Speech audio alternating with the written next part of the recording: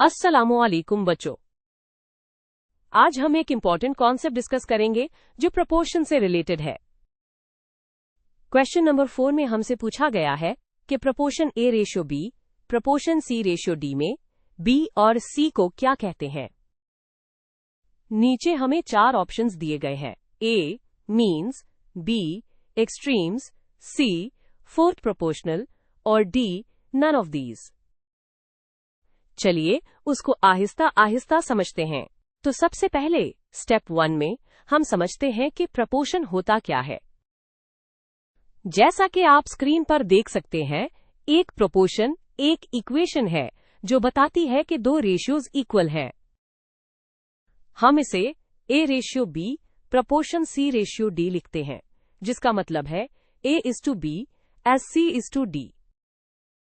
इसे हम fraction form में भी लिख सकते हैं, यानी A/B इक्वल्स C/D। अब स्टेप 2 में हम प्रपोर्शन की टर्म्स को आइडेंटिफाई करते हैं। किसी भी प्रपोर्शन में 4 टर्म्स होती हैं। उनकी पोजीशन के हिसाब से हम इन्हें फर्स्ट, सेकंड, थर्ड और फोर्थ टर्म कहते हैं। जैसा कि दिखाया गया है, A पहली टर्म है, B दूसरी, C तीसरी और D चौथी टर्म है। इन टर्म्स के खास नाम होते हैं उनकी पोजीशन की वजह से कि वो बाहर की तरफ है या अंदर की तरफ। ये स्टेप सबसे इंपॉर्टेंट है।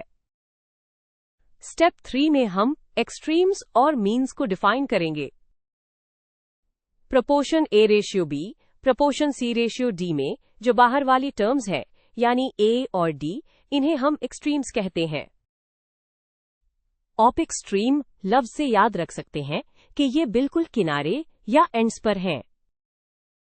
और जो अंदर वाली टर्म्स हैं, यानी B और C, उन्हें हम मीन्स कहते हैं। मीन का मतलब दरमियान या मिडल में भी होता है। नीचे वाली डायग्राम से ये कॉन्सेप्ट बिल्कुल क्लियर हो जाता है। अब हम उन डेफिनेशंस को अपने क्वेश्चन पर अप्लाई करते हैं। क्वेश्चन हमसे B और C के बारे में पूछ रहा है। जैसा कि हमने अभी स्टेप 3 में सीखा, B और C अंदर वाली यानी इनर टर्म्स है और उन टर्म्स को मीन्स कहा जाता है। चलिए अब दिए गए ऑप्शंस को देखते हैं। ऑप्शन A है मीन्स। ये बिल्कुल ठीक है क्योंकि और C इनर टर्म्स हैं। ऑप्शन B है एक्सट्रीम्स। ये गलत है क्योंकि एक्सट्रीम्स तो A और D होते हैं। ऑप्शन C है फोर्थ प्रोपोर्शनल। ये भी गलत है क्योंकि ये सिर्फ D का नाम है। इसलिए हमारा करेक्ट आंसर ऑप्शन A है।